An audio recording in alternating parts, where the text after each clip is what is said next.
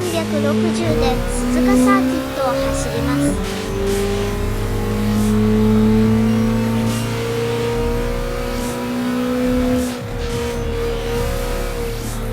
ここで実写動画のインポーズです。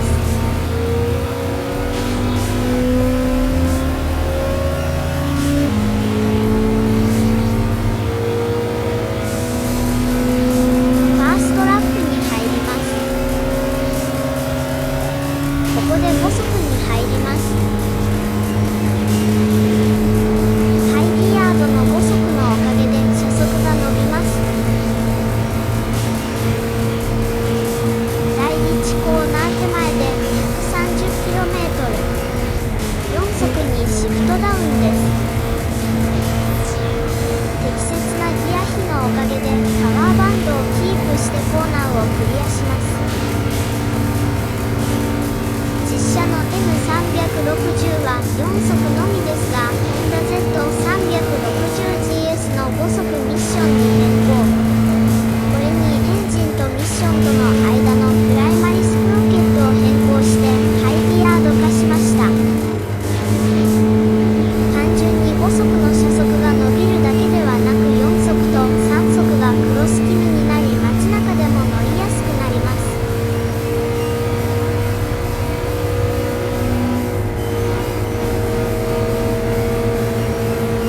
この辺はわずかな上りなので N360 の非力なパワーではちょっと厳しいです。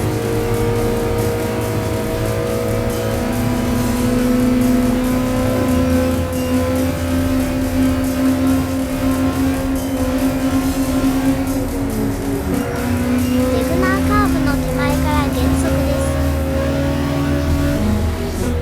3速にシフトダウンです。一体交差を抜けヘアピンカーブに向かいます。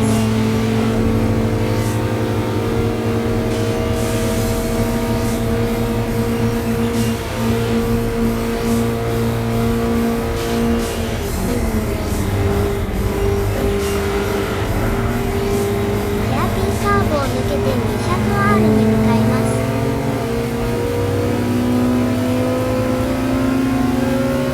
この辺も上りですが、パワーバンドを外さずに走ります。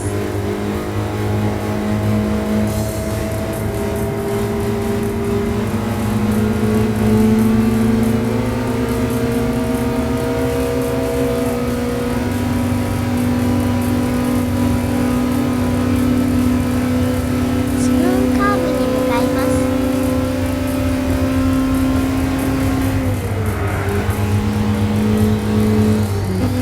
2つの複合カーブでライン取りが肝ですね。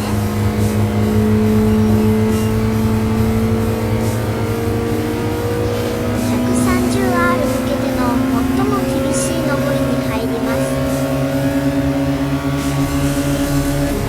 ここで5速に入ります。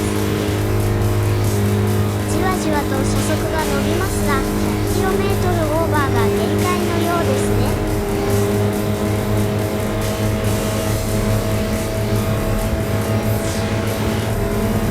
上りきって 130R 進入です。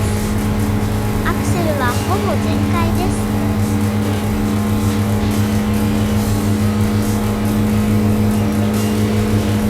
試験員にシフトダウンして進入です。3速で最終コーナーを抜けて加速します。